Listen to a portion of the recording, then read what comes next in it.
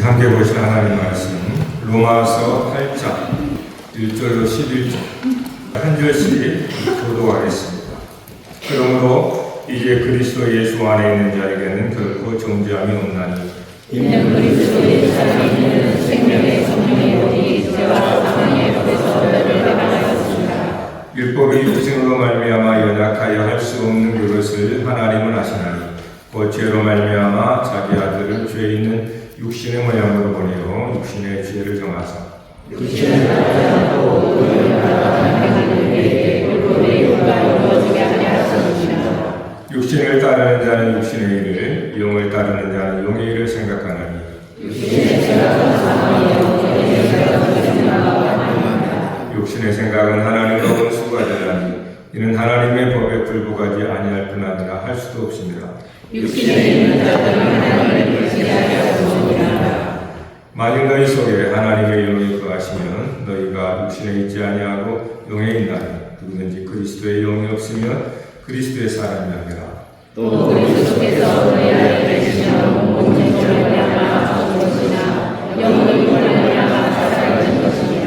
같이 예수를 죽은 자 가운데서 살리시니 너희 안에 거하시며 그리스도 예수를 죽은 자 가운데서 살리십니다. 너희 안에 거하시는 그의 영으로 말미암아 너희 영으로 살리십니다. 아멘. 성령을 따라 사는 우리. 여러분, 오늘 말씀을 통해서 우리 찬양단의 찬양을 했고 우리가 이미 아는 찬양인데 여러분들의 이 찬양이 말씀을 통해서 확신이 되고 그래서 여러분 가운데 진실로 찬양하는 삶이 되기를 주의 이름으로 축복합니다. 로마서 8장은 로마서 16장 가운데 가장 가운데에 있는 장입니다.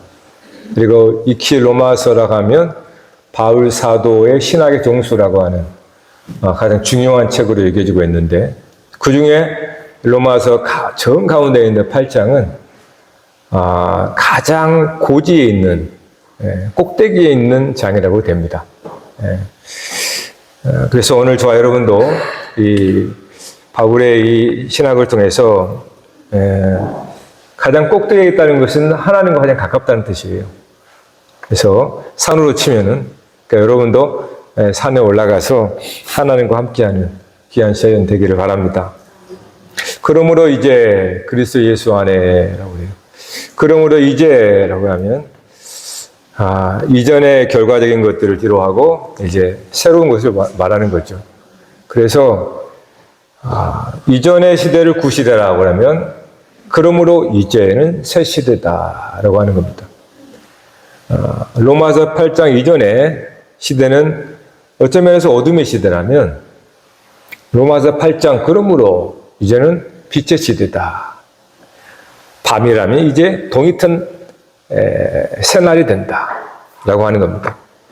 근데 바울이 이렇게 로마서 7장과 8장을 딱 가르면서 아주 명암을 분명하게 가르는데 거기서 그 그림 속에 이 두 시대를 가르는 하나의 단어를 가지고 얘기한다면 오늘 말씀에서 그리스도 예수 안에 있으면 결코 정죄함이 없다라고 하는 것입니다. 즉 정죄함이에요. 구시대는 정죄함의 시대, 정죄당하는 시대.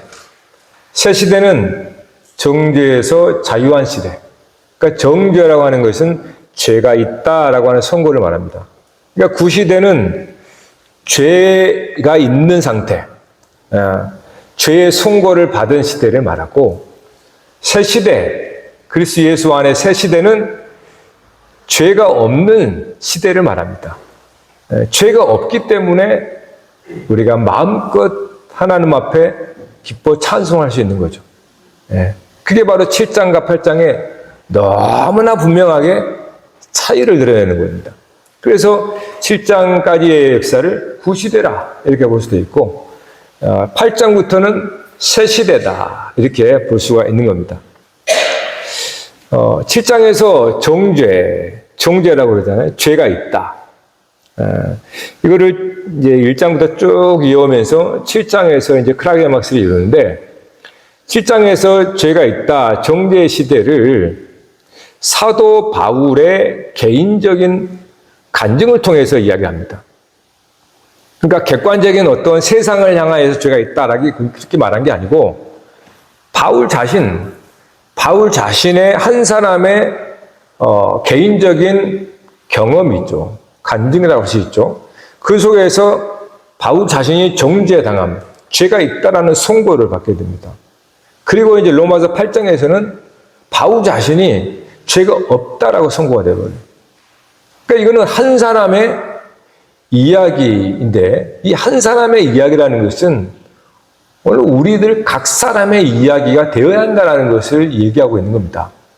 그냥 세상의 죄악이 그게 아니고 바울 한 사람의 그러한 정죄가 오늘 우리 모두의 또 정죄가 되고 바울 한 사람이 죄에서 자유케 되는 그것을 바울은 우리 또한 죄에서 자유케 되어야 한다는 것을 이제 말씀하고 있어요. 그러면 그래서 7장에 보면 7장 23절에 내 지체 속에서 한 다른 법이 내 마음의 법과 싸워 내 지체 속에 있는 죄의 법으로 나를 사로잡는 것을 보는도다. 오라 나는 공고한 사람이로다. 이 사망의 몸에서 누가 나를 건져내랴. 그런즉 내 자신이 마음으로는 하나님의 법을 육신으로는 죄의 법을 섬기노라. 이렇게 바울은 참으로 공고한 사람이다. 죄와 사망의 몸 가운데에 붙잡혀 있는 자기를 본 거예요. 그래서 이러한 죄와 사망에 사로잡혀 있는 이 공고한 자를 누가 구원할 수 있느냐? 누가 건져내랴? 이렇게 말하는 겁니다. 이게 바로 구시대의 그러한 정죄의 시대를 말하는 거예요. 죄가 있다. 죄가 있으니까 죄가 있다라고 선고를 하는 거죠. 이 죄가 있다라 선고하는 것은 무엇으로 누가 할 수 있습니까? 사람이 할 수 있나요? 사람이 어떻게 해요? 지도 죄인인데. 그렇잖아요. 누가 누구를 죄 있다라고 말할 수 있습니까? 사람으로서는 할 수가 없는 거예요. 그래서 이 정죄하다 이 말은 사람의 용어가 아닙니다. 하나님이 하시는 거예요. 하나님이. 사람은 모두가 죄인인데 죄인이 어떻게 다른 사람을 죄 있다라고 선고할 수 있어요? 그래서 이건 도덕과 윤리가 아닙니다. 하나님께서 사람 보고 너 죄 있다 이렇게 선고하는 거예요. 그게 크리노라고 하는 정죄의 뜻입니다. 그러니까 하나님만이 죄가 있다라고 말할 수가 있는 거예요. 사람은 누구도 말할 수가 없어요. 그건 자기 얼굴에 침 뱉는 거고. 그래서 하나님께서 죄가 있다라고 말하는 거예요. 근데 그거를 바울이 어떻게 그거를 알게 되었냐? 당연히 하나님의 말씀, 율법을 통해서 안 겁니다. 그러니까 율법은 하나님의 율법이잖아요. 그러니까 하나님으로 말미암아 알게 되는 거예요. 율법이 바울에게 와서 바울의 눈을 열어주자, 바울이 율법을 깨닫게 되자, 그는 자기가 죄가 있다라고 하는 것을 보게 된 거예요.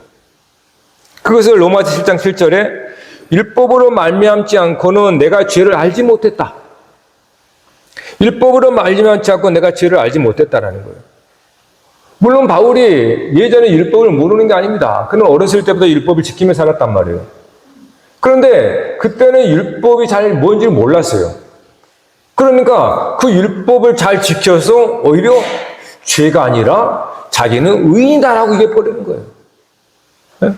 그러니까 율법으로 말미암아 율법을 정확하게 본 사람은 자기가 죄인임을 깨닫는데 바울은 그동안 열심히 율법을 지킨 겁니다. 그래서 사람들이 인정받고 존경받고 사내들은 공예를 되고 이렇게 율법으로 말미암아 의롭다함을 받은 그러한 자랑이 되어버렸는데 그때는 그가 율법을 하나도 모르는데 율법을 지켰지만 몰라요. 참 아이러니하죠. 율법을 열심히 지켰는데 율법을 몰라요.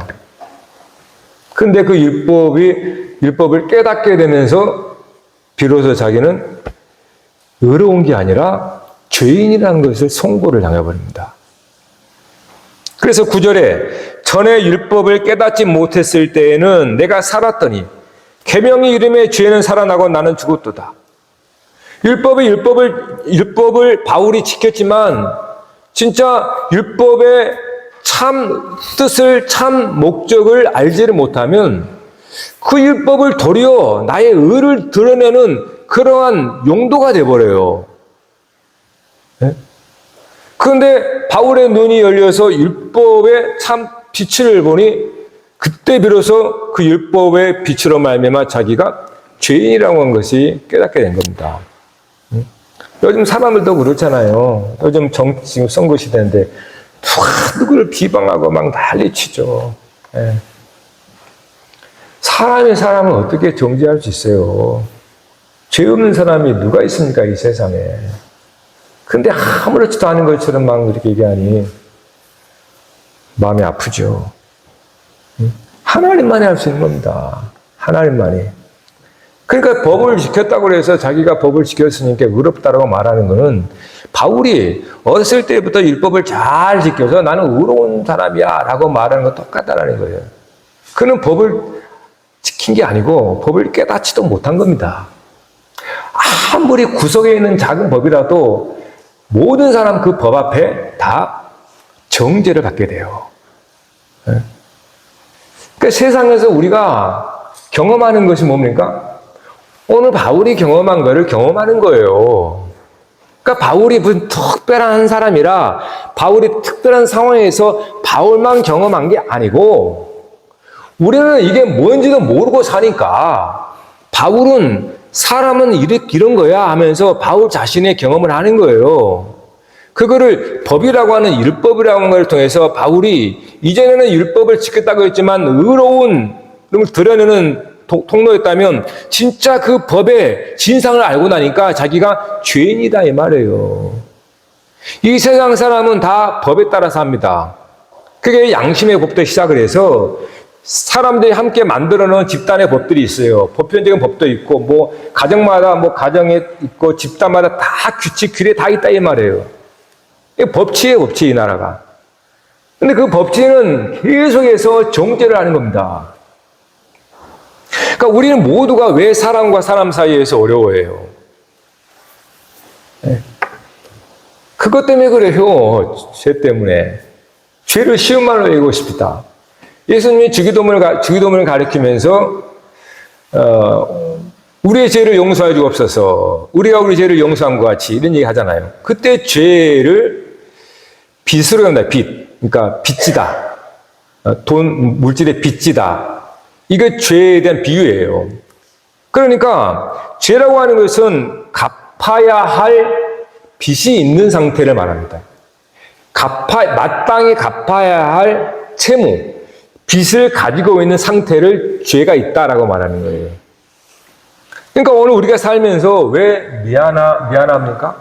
갚아야 할 빚을 못 갚으니까 미안합니다. 죄송합니다. 때로는 서운하고, 왜 서운합니까? 제가 마땅히 이렇게 했으면 이렇게 갚아야 되는데 안 갚은 거거든요. 그래서 서운한 거 아니에요. 그러니까 모든 관계는 이렇게 죄입니다, 죄. 쉬운 말로 하면 마땅히 사람으로서 도리가 있는데 갚아야 할 것인데 안 갚은 거예요. 그러니까 뒤에서 이제 분수 드는 거죠. 그러니까 우리의 관계라는 그게예요. 근데 그 관계가 각 사람마다 그 기준이 다르기 때문에 항상 빚을 지게 되어 있습니다. 모든 사람은 다. 그렇기 때문에 갚아야 마땅히 그렇게 해야 되는데 하지 않은 것처럼 내가 느끼니까 정죄가 되는 거예요. 부부관계도 마찬가지죠. 부모 자식 관계도 마찬가지. 다른 모든 사람과 같아 마찬가지예요. 물질이든 도덕이든 에티켓이든 책임감이든 의무든 다 그것이 각 사람마다 기준이 다르기 때문에 저 왜 이것만 하지? 이 정도는 해야 되는데? 라고 하는 이것이 갚아야 할, 즉 내가 마땅히 반응해야 되고 마땅히 해야 할 것을 하지 않는다. 그러니까 채무가 되는 거예요. 그래서 이 세상의 모든 사람들의 이야기를 바울을 통해서 이야기하고 있는 겁니다. 율법이라고 하는, 우리 보면 양심이라고 하는, 양심도 천차만별로 다르거든요.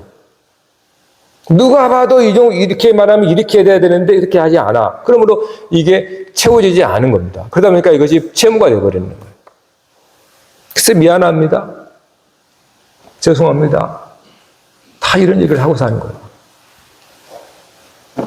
따라서 이 바울의 이야기는 바울만의 이야기가 아니라 이 세상의 모든 사람들의 이야기를 바울은 자신의 간증을 통해서 이야기하고 하나님은 그 바울의 이야기를 통해서 모든 사람들의 이러한 거야. 모든 사람들은 이와 같은 거야. 라고 선언하는 겁니다. 그렇게 바울의 이야기가 오늘 저와 여러분의 간증으로 동의가 될 때에 비로소 우리는 8장에 이르러서 그리스도 예수 안에서 결코 정죄함이 없나니 라고 환호할 수 있는 거예요. 7장에서 오라 나는 공고한 사람이로구나. 정말로 하나님의 율법이 아니더라도 이 세상의 사람들이 만들어놓은 법이라도 그 가정의 작은 법이라도 친구 간의 우정이라도 모든 이런 법 안에서 우리가 채우지 못하는 나의 이러한 것을 발견하고 내가 할 수 없는 자구나. 이렇게 자기의 절망의 탄식을 빠진 사람이 8장에 가서는 두 손 들고 환호하는 거예요. 오라 내가 죄 있다 했는데 죄 없다라고 해버리는 거예요. 그래서 얼마나 찬송과 찬양을 하겠습니까? 이걸 구체적으로 왜 그런지 한번 바울의 이야기를 통해서 한번 들어봤으면 좋겠어요. 바울이 죄가 있음을 발견하고 정죄를 당하는데 그것을 오늘 말씀의 3절에서 이렇게 말합니다. 율법이 육신으로 말미암아 연약하여 할 수 없다. 그러니까 율법이 있는데 율법이 육신으로 말미암아 연약하여 할 수 없다라는 거예요. 자, 여러분 율법은 하나님께서 어떠한 이 세상도 마찬가지죠. 여러분 세상에 법이 딱 이렇게 선포가 됐단 말이에요. 국회를 통하여 법이 딱 선포가 되면 선포되는 순간 그 법에 국민들은 그 법에 반응해야 됩니다. 즉 그 법을 지켜야 한다는 뜻이죠. 율법이라는 것은 율법을 딱 주면 우리는 그 율법을 지킴으로 반응합니다. 그거를 의롭다 하는 거예요. 율법을 딱 선포했으면 그 율법을 완전히 지켜야 의롭다함을 받는 거예요. 그래서 율법에 요구합니다. 율법을 딱 주면서 내놔 그러는 거예요. 뭘요? 율법을 완벽하게 지킨 의를 달라 이렇게 말하는 거예요. 그래서 율법의 요구라고 하는 거예요. 그러니까 하나님께서 율법 각 사람에게 법을 줬다면 그 법에 맞는 우리는 하나님의 의롭다함으로 반응해야 한다는 말이에요. 의롭다는 것은 하나님의 율법을 내가 완전하게 지켰습니다 라고 하는 것이 의롭다라는 뜻이에요. 그런데 율법이 요구하는 그 의를 육신이 연약하여서 갚을 수가 없는 거예요. 율법의 의로움을 요구하는데 이 육신이 연약하여서 그 율법의 의로움에 이르지를 못하는 거예요. 갚지를 못하니까 채무자가 되어버린 거예요. 율법이 계속해서 나에게 갚으라는 거예요. 율법을 완전히 지킴으로 율법의 요구를 우리는 뭡니까? 주라는 거예요. 그런데 육신이 연약하여서 율법의 완전한 지킴, 순종을 할 수가 없다라는 거예요. 그래서 인생은 죽을 때까지 율법의 채권자에 의해서 쫓김을 당하는 거예요. 그래서 인생이 괴로운 겁니다. 율법은 완전한 의를 요구합니다. 하나님의 율법을 주었다면 그 율법은 완전한 의로 우리에게 요구를 한단 말이에요. 세상에 법이 있으면 그 법을 우리는 완전히 지켜야 자유하지. 그 법을 지키지 못하면 반드시 심판이 쫓아다닙니다. 그와 같은 거예요. 그러니까 이 얘기는 모든 사람의 이야기라는 말이에요, 지금. 우리들의 이야기란 말이에요. 육신이 연약하다라는 말은 무슨 뜻일까요? 이건 비유적인 표현입니다. 이거는 육신이 병들었다라고 볼 수 있는데, 육신이 병들어서 율법의 거룩한 요구를 만족시킬 수가 없는 거예요. 육신이 병들어서 그렇다. 예수님께서 공생의 사역 가운데 주로 하신 사역이 병든 자를 고친 사역입니다. 수많은 병자들이 예수님께 함께 있었고 예수님이 고치셨어요. 그런데 예수님께서 그 병자를 고치면서 좀 이상한 이야기를 합니다. 병을 고치면서 네 죄의 사함을 받았다 이런 얘기를 하는 거예요. 그러니까 이것 때문에 사람들이 벙찌는 겁니다. 뭔 말이지? 병을 고쳤는데 네 죄의 사함을 받았다. 이렇게 선언하는 겁니다. 그러면 이건 무엇을 말하는 거예요? 진짜 몸의 병자를 고친 것을 넘어서 그 병들었다는 것은 마치 육신이 병들어서 율법의 요구를 지킬 수 없어서 죄인이 되었다는 뜻이에요. 그래서 예수님 병자를 고침으로 죄를 사했다라고 선포하는 겁니다. 그러니까 병을 고치는 게 진짜 목적이 아니란 말이에요. 몸의 병등을 고치는 것이 목적이 아니고 진짜 만약에 그게 목적이었으면 죄를 얘기하지 말았어야 돼요, 예수님이. 그러니까 예수님은 네 죄의 사함을 받았다라고 하면서 병자를 고치는 것은 그 병이라는 육체의 연약함이라는 거예요. 하나님께서 우리에게 준 율법, 각 사람마다 마음의 양심의 법이 있단 말이에요. 그런 법 앞에 우리는 완전하게 지킴으로 퍼펙트하게 반응을 해야 됩니다. 그런데 누구도 육신이 병들어가지고 그 하나님의 율법의 요구를 완전히 응할 수가 없는 거예요. 그러니까 모두가 죄인된 상태를 병든 자라고 얘기한 겁니다. 그래서 수많은 병자가 예수님께 왔던 거고 예수님은 그들의 몸을 고쳐주심으로 죄 용서받았다고 선포해 주는 겁니다. 죄에서 노임받았다. 죄의 요구를 갚아버렸다. 네? 죄값을 예수님이 다 갚아버렸다. 그러니 너는 자유하니 돌아가라 이 말이에요. 그래서 그거를 3절 하반절에서 하나님께서 그 아들의 육신을 죄로 정죄하시고 그를 십자가에 죽으심으로 율법의 요구를 성취했다 그러는 거예요. 하나님께서 예수의 육신에다가 죄를 선고해버립니다. 육신의 연약함, 육신의 병든 것은 죄라고 그랬잖아요. 그러니까 예수에게 그 육체의 죄를 정하사 십자가의 죄의 선고대로 처형해버린 겁니다. 하나님께서. 그래서 그 예수 그리스도 안에서는 그 육신의 연약함이 처형을 당해버렸기 때문에 요구가 사라져버린 거예요. 그래서 자유하다는 말이에요. 그러니까 육신이 연약하다, 육신이 병들었다라고 하는 것을 한 번만 더 생각을 해보십시다. 육신이 연약하다, 육신이 병들었다. 그래서 율법을 지키지 못하는 걸까요? 그러면 병들지 않은 건강한 사람은 율법을 지켰습니까? 예수님께서 건강한 자에는 의원이 쓸데없고 병든 자에게 쓸데있다 그랬잖아요. 그런데 예수님이 바리새인과 서기관 수많은 건강한 자들을 사정없이 예수님이 판단했습니다. 그러니까 결국은 육신의 건강하고 병든 이것이 율법을 지킬 수 있다는 뜻이 아니란 말이죠. 여러분, 육신이 연약하다라는 말이 무엇일까? 육신이 병들었다. 여러분은 진짜 몸에 감기 걸리거나 암 걸리거나 그걸 얘기하는 게 아닙니다.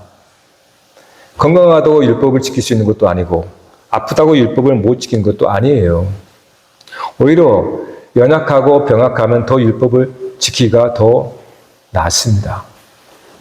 오히려 건강하면 건강할수록 율법을 지키기가 어렵습니다. 그렇기 때문에 진짜 육신이 연약하다, 육신이 병들었다, 이것이 왜 율법을 지키지 못하는 것과 연관되는가? 이렇게 말할 수 있습니다. 육신이 연약하다는 말은 그러니까 내 마음이 의지하는 것이 육신이라는 거예요. 그러니까 나라고 하는 사람이 살려고 기동하는 그 원천이 육신이라는 거예요. 육신이 내 삶의 바탕이 되어 있는 거예요. 나의 삶의 자원, 내 생명의 원동력이 육신의 배경을 두고 있는 겁니다. 이 육신의 배경을 두고 내가 삶을 살아가고 기동하는 거예요. 심지어 신앙생활도 이 육신의 기초화해서 내가 신앙생활을 하려고 하는 거예요. 그러나 이 육신은 얼마나 연약합니까?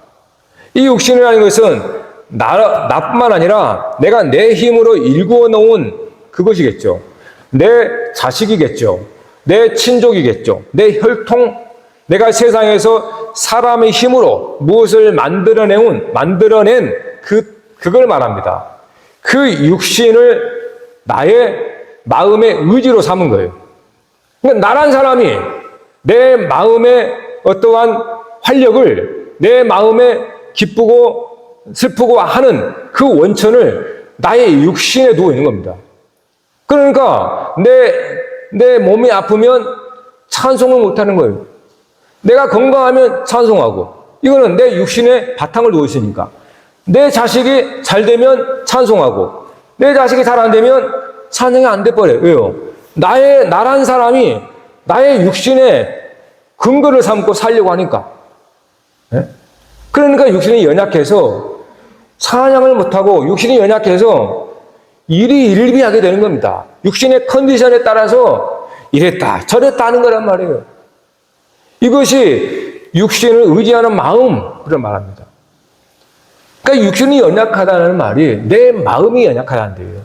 내 마음이 연약하다는 뜻은 내 마음에 의존하는 그것이 연약하다는 뜻입니다.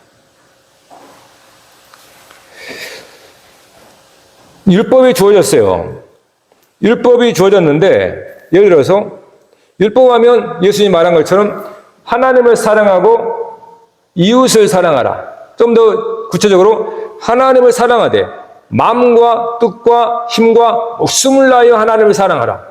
내 이웃을 사랑하되 내 자신과 같이 사랑하라. 이렇게 했단 말이에요. 자, 그러면 하나님을 사랑하되 그렇게 사랑해야 한단 말이에요. 근데 우리는 어떻게 하나님을 사랑하느냐? 나의 컨디션에 원천을 두고 사랑하는 거예요. 내가 육신의 배경이 든든하면 하나님도 그렇게 사랑할 수 있다고 생각하는 거예요. 열심히 그렇게 사는 거예요. 왜냐하면 나 육신이 받쳐주고 있으니까. 나의 삶의 배경이라는 것이. 내가 육신을 수고하고 열심히 만들어 놓은 그 원천이 나의 마음의 의지가 되니까 열심히 하는 거예요. 그런데 그것이 무너지면 샘이 터지듯이 그 육신이 연약해지고 뭔가를 잃어버리고 사업적으로 망하고 뭔가 되어지면 그럼 하나님을 섬기지 못하게 되어버리는 겁니까? 그래야 된다는 거예요. 육신을 의지하는 마음으로 신앙생활하면 우리의 삶은 늘 반복하게 되어 있습니다. 진보가 되지 않아요. 왜냐하면 나의 신앙의 원천이 하나님께 있는 게 아니라 나의 육신의 근거를 두고 있기 때문에 그렇습니다. 그러니 항상 신앙의 제자리 가운데 하는 거예요. 내 이웃을 내 몸과 사랑을 했습니다. 내 이웃을 사랑하고 싶어요. 정말 내 이웃을 사랑하고 싶은데 사실은 우리는 나보다 남을 더 사랑할 수는 없습니다. 입에 침 바르고 아무리 거짓말해도. 내 자식이 아프면 다른 사람은 뒤로 빠지는 거예요. 내 몸이 아프면 아무리 다른 사람이 정말 죽을 병 걸려도 내 몸에 감기 걸렸으면 힘듭니다. 그렇게 나의 육신의 원천을 가지고 사는 것이 육신이 병들었다, 육신이 연약하다 이렇게 말하는 거예요. 그러니 하나님을 사랑하는 것에 대한 율법을 우리가 온전히 지킬 수 있습니까? 내 이웃을 진짜로 내 자신과 같이 내가 사랑할 수 있을까요? 율법은 그걸 요구합니다. 우리에게. 그러니까 항상 우리는 그 율법의 요구에 응답하지 못하고 퍼펙트하게 그 율법의 요구에 응하지 못하기 때문에 항상 주눅들어 있습니다. 항상 죄에 눌려 있습니다. 항상 율법의 요구에 쫓김 나가는 겁니다. 우리는 도망자처럼. 바울이 이거를 자기 안에서 발견한 거예요. 자기 자신 안에서.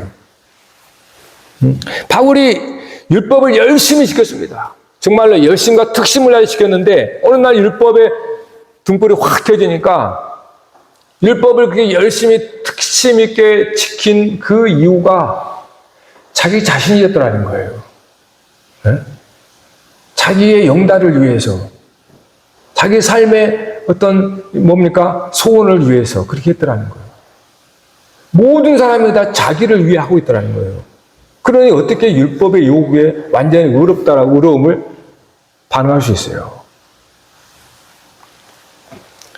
그런데 바울은 이때 정죄를 당하잖아요. 그런데 또 하나의 자기를 발견합니다. 그것이 오늘 우리가 보았던 그리스도 예수 안에 있는 자신을 본 거예요. 예수 그리스도 안에 있는 또 다른 마음을 본 겁니다. 이거를 거듭난 자라고 하는 거예요. 거듭난 자는 하나님의 영, 내 안에 또 다른 마음이 있더라는 거예요. 그건 그리스도 예수 안에 있는 마음입니다. 그건 하나님의 영이라고 불러요. 즉 하나님의 영은 하나님을 자원으로 삼아서 서 있는 겁니다. 하나님을 자원으로, 하나님을 생명의 근원으로, 하나님 나의 삶의 모든 원천으로 삼고 있는 것이 하나님의 영입니다. 그것이 바울 안에서 발견된 거예요. 한편에서는 자기의 육신의 배경을 원천으로 삼아서 살아가는 자기가 있고, 또 한쪽에서는 하나님을 모든 생명의 원천으로 삼고 그 위에서 서 있는 또 새로운 자기 자신의 마음을 본 거예요. 이거를 새 사람이라고 볼 수 있겠죠. 구시대 사람은 자기의 육신의 배경을 따라서, 자기의 컨디션에 따라서 신앙생활을 하려고 하는 사람들이고, 성령의 사람은 하나님을 자기의 분깃으로 삼고 하나님을 자기의 배경으로 삼고 거기에 서 있는 사람이란 말이에요. 그래서 바울이, 우리가 그 바울을 만약에 이 현장에 들어가서 봤다면 저 사람이 미친 거 아니야 이렇게 볼 거예요. 왜냐하면 갑자기 이렇게 침울해져가지고 주여 나를 누가 건져낼까 이렇게 막 죽을 것처럼 하다가 갑자기 환호하면서 그리스도 예수 안에 정잠이 없나니 하나님을 찬양하는 그걸 보면서 어떤 사람이 저 미친 거 아니야 이렇게 안 보겠어요. 오늘 저와 여러분 삶이 그렇게 보여야 된단 말이에요. 한순간에 나도 모르게 내가 육신에 살아왔던 대로 나의 삶의 육신의 배경을 의지하면서 살아왔던 나, 근데 그 배경이 든든합니까? 창수가 치고 비가 몰아치면 허물어져 버리는 그 나의 그런 연약함, 거기서 우리는 또 어떻게 보면 쓰러지는 거잖아요. 그러나 우리 안에 그 동시에 거듭난 새 사람이 있더라는 거예요. 우리가 예수 그리스도를 믿어 거듭났다라는 말이 이 얘기입니다. 그러니까 바울은 거듭난 것을 자기 안에서 설명하고 있는 거예요. 그래서 바울은 9절 이하에 만일 너희 속에 하나님의 영이 거하시면 너희가 육신에 있지 아니하고 영에 있나니 누구든지 그리스도의 영이 없으면 그리스도 사람이 아니라 또 그리스도께서 너희 안에 계시면 몸은 죄로 말미암아 죽은 것이나 영은 의로 말미암아 살아있는 것이라. 우리가 그리스도 예수 안에 있다면 거듭난 사람은 육신을 의지하지 않는다는 겁니다. 왜냐하면 그 육신은 예수님의 육신으로 죽어서 끝냈으니까 내가 그동안 발을 딛고 있었던 육신의 배경이 사라져버린 거예요. 사라져버리니 어떻게 육신을 따라 살 수 있습니까? 거듭난 사람은 육신을 따라 살지 않습니다. 그 육신을 의지하는 그 토대가 십자가의 육체의 죽음으로 끝나버렸는데 어찌 다시 내가 그 있지도 않은 가상의 육체를 가지고 산단 말이에요. 착각하고 있다는 겁니다. 정말 그리스도 예수 안에 있는 사람은 이제는 하나님은 나의 근거가 되는 거예요. 하나님 내 삶의 토대가 되는 겁니다. 이게 거듭난 자의 토대입니다. 그래서 우리는 하나님 안에서 거하는 거예요. 하나님 안에서 거하니 하나님께서 요구하는 모든 율법이 완전하게 이루어지는 겁니다. 그것이 그리스도 십자가예요. 하나님을 사랑하고 이웃을 사랑하는 것이 십자가를 통해서 예수 그리스도께서 완전하게 성취하셨잖아요. 그러므로 율법에 흠이 없어져 버린 겁니다. 율법의 요구가 없어져 버린 거예요. 율법을 완성해 버렸으니까. 그러니 율법의 요구가 없으니 우리는 죄로부터 자유하다는 거예요. 이것이 오늘 저와 여러분의 삶 가운데 계속적으로 반복이 될 겁니다. 그래서 믿음으로 살아야 한다는 거예요. 죽을 때까지요. 숨을 멈추기 전까지 마귀는 우리를 속여서 율법의 요구에 대해서 얘기할 거예요. 마지막까지. 그래서 신앙생활을 오히려 굉장히 두렵고 떨림으로 하고 마치 행위의 어떤 선행 이런 것들로 신앙생활을 한다고 하는 것은 여전히 육신의 바탕 가운데 내가 신앙생활을 하려고 하기 때문에 죽을 때까지 내 선함이 얼마나 될까? 내가 얼마나 착한 일을 했을까? 이런 일이 벌어지는 거예요. 그런 사람에게 어떻게 불안과 두려움이 없을 수 있겠습니까? 그래서 신앙생활을 잘못하면 죽을 때까지 불안하는 거예요. 계속 그러한 요구에 직면하기 때문에 그렇습니다. 그러나 거듭난 그리스도인 하나님의 사람은 그의 토대가 이제는 내가 아니에요. 그래서 내가 그리스도와 함께 십자가에 죽었다라는 것은 나의 토대가 사라져버렸다는 거예요. 그러므로 내가 설 수 있는 것은 이제는 하나님의 반석 위에 나는 서 있습니다 라고 하는 믿음의 고백인 겁니다. 그러므로 그리스도 예수 안에 있다고 하는 그 사람에게는 정죄함이 없는 거예요. 왜냐하면 그리스도는 하나님의 요구를 완벽하게 이루어버렸기 때문에. 결국 하나님은 우리에게 궁극적으로 말씀하고 싶은 게 뭡니까? 육신의 생각은 사망이요 영의 생각은 생명과 평안이라. 그러므로 하나님의 자녀들아, 하나님의 사람들아, 죄와 사망에 끌려다니지 말고 마치 빚진 자처럼 죄의 요구에 계속 도망치지 말고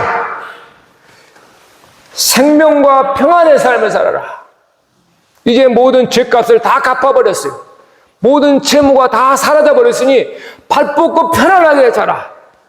이게 하나님이 우리에게 주시는 말씀이에요. 사랑하는 성도 여러분, 비록 우리가 이 땅에 살아가는 이 땅의 제도 속에서 그러한 일을 당할 수가 있습니다. 그러나 여러분이 그리스도 예수 안에 있음으로 말미암아 하나님으로부터 정죄함이 없다면 자유하십시오. 해방감 가운데 기쁘게 찬양하십시오. 하나님은 우리에게 그걸 요구합니다. 육신의 생각을 따라서 사망과 죄의 종로를 타지 말라는 거예요. 빚진 자처럼 늘 쫓김당하고 주눅당하지 말라는 거예요. 내가 저 사람에 뭐 잘못한 게 있나? 내가 세상에 뭐 잘못하고 있나? 뭐 이바지 하려고 뭐 열심히 그렇게 하지 말라는 거예요. 마치 내가 빚진 자처럼. 그래서 예수 안에서는 하나님 앞에 정죄함이 없다면 빚진 게 없습니다. 그러면 하나님의 뜻에 순종하면서 하나님을 마음과 뜻을 사랑하고 내 이웃을 내 자신과 사랑하는 삶이 되는 거예요. 그래서 율법의 완성은 사랑입니다. 그것도 형제를 사랑하는 거예요. 그래서 우리는 율법의 완성이 이루어지는 거예요. 이처럼 여러분, 육신을 따르는 삶과 성령을 따르는 삶은 사고방식이 완전히 바뀌는 거예요.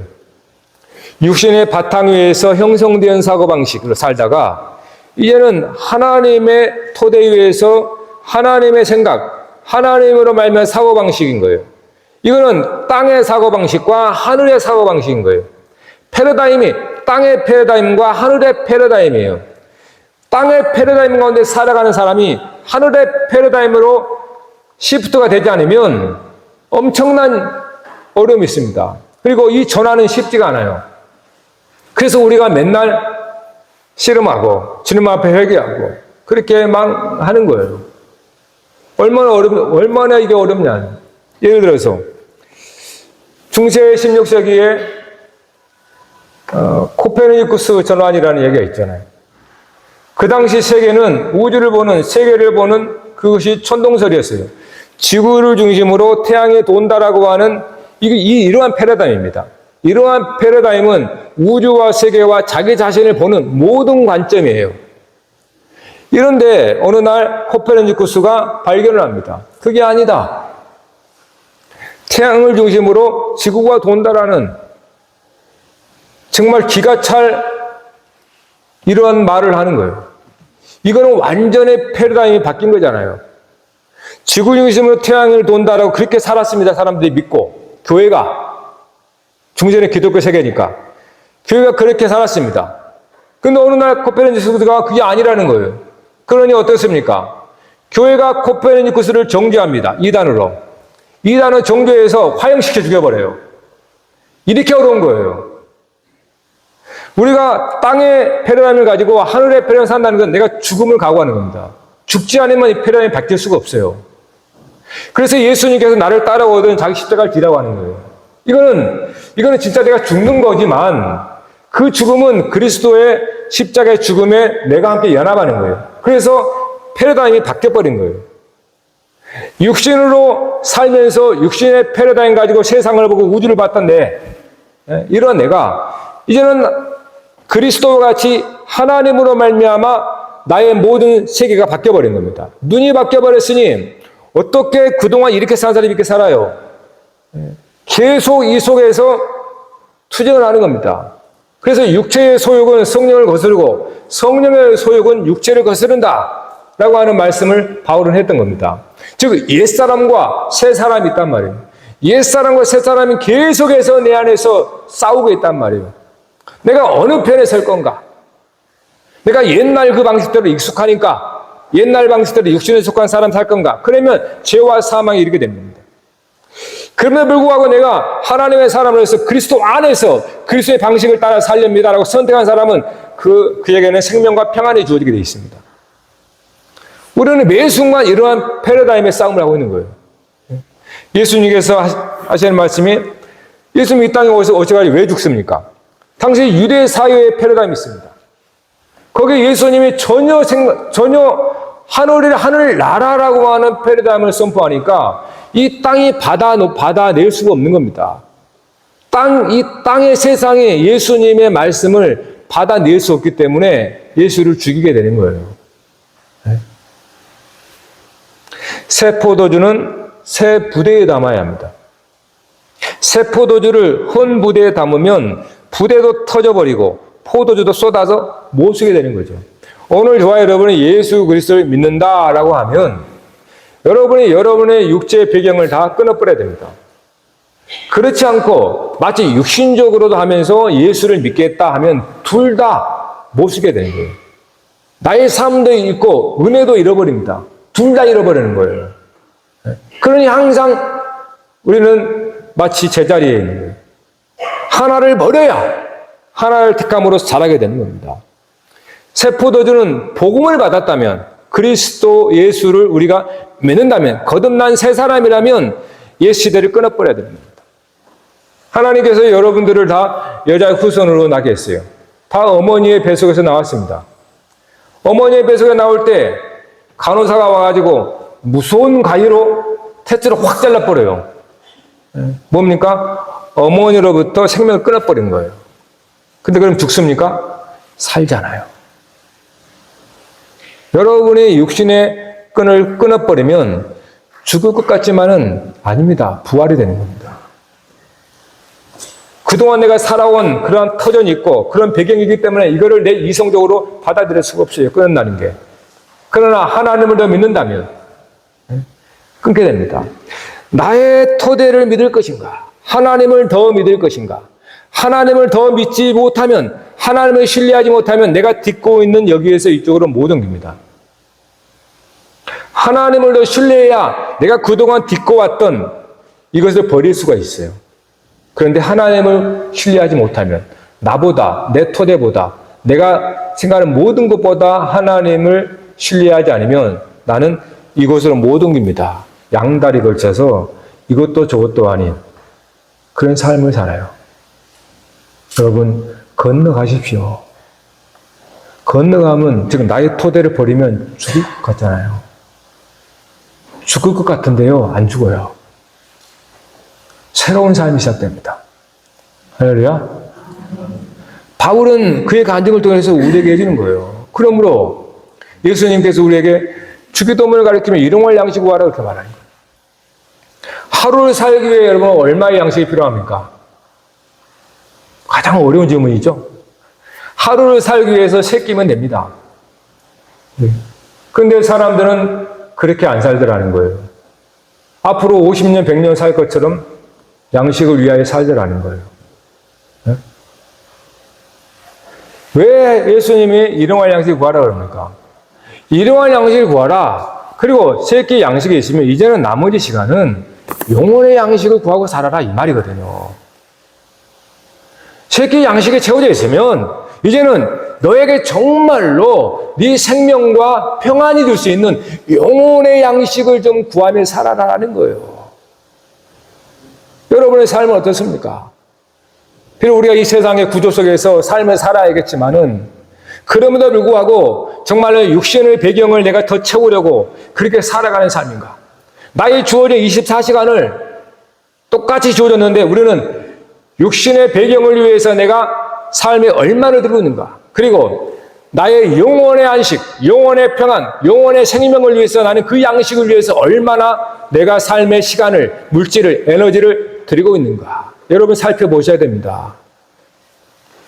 분명한 것은 바울이 말한 대로 내 육신의 배경을 더 확장하고 늘리려고 그렇게 시간을 들이면 들일수록 우리는 죄와 사망의 종로를 하기 쉽다는 거예요. 반대로 정말로 내 영혼의 양식은 하나님 안에서의 거하면 하나님의 말씀과 그리스도 예수를 통해 주신 하나님의 은혜들을 그 양식을 내가 구하라고 일쓰면 쓸수록 우리는 생명의 풍성함과 평안의 삶을 살 수 있다는 거예요. 사랑하는 성도 여러분, 시간은 똑같이 주어졌습니다. 그러나 하나님 나라를 누리는 것은 다 다릅니다. 진실로 저와 여러분이 이 바울의 간증이 저와 여러분의 간증이 되었으면 좋겠어요. 그래서 생명의 풍성한 삶, 평안한 삶, 그렇게 사시는 우리 모두 되기를 바랍니다. 하나님